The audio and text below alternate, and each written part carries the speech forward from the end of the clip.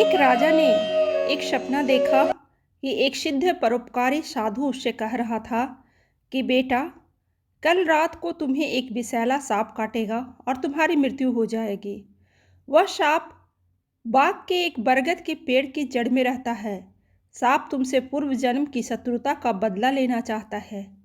सुबह होने पर राजा जब सोकर उठा और सपने की बात अपनी आत्मरक्षा के लिए क्या उपाय करना चाहिए, इसे लेकर विचार करने लगा।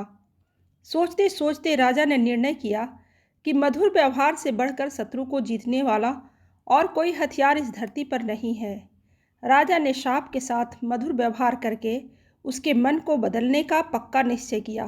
शाम होते ही राजा ने बरगद के पेड़ की जड़ से अपने महल में अपनी शैया तक फूलों का बिछावन बिछवा दिया और सुगंधित जालों एवं इत्र का छिड़काव करवाया।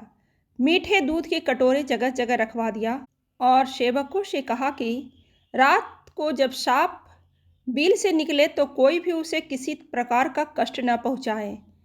रात को सांप अपने बिल से निकला और राजा के महल की तरफ चल दिया।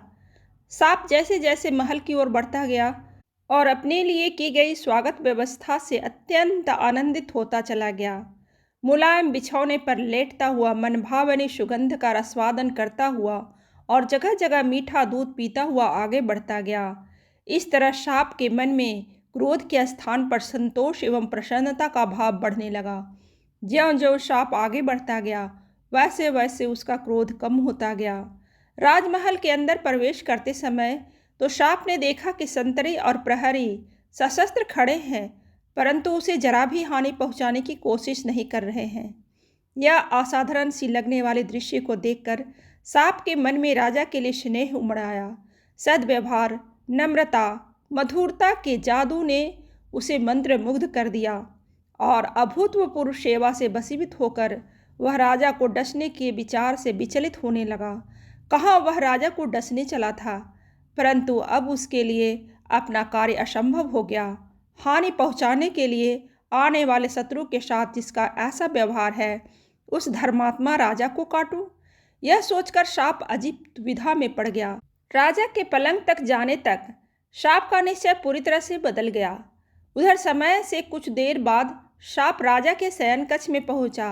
सांप ने राजा से कहा, राजन, मैं तुम्हें डसकर अपने पूर्व जन्म का बदला लेने आया था, परंतु तुम्हारे सौभाग्य से मेरा मन तुम्हारे सद्व्यवहार, स्वागत सत्कार से मुझे परास्त कर दिया।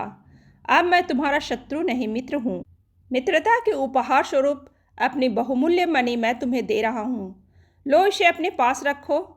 इतना कहकर और मणि राजा के सामने रखकर सांप चला गया। निष्कर्ष, यह कहानी नहीं, जीवन की सच्चाई है।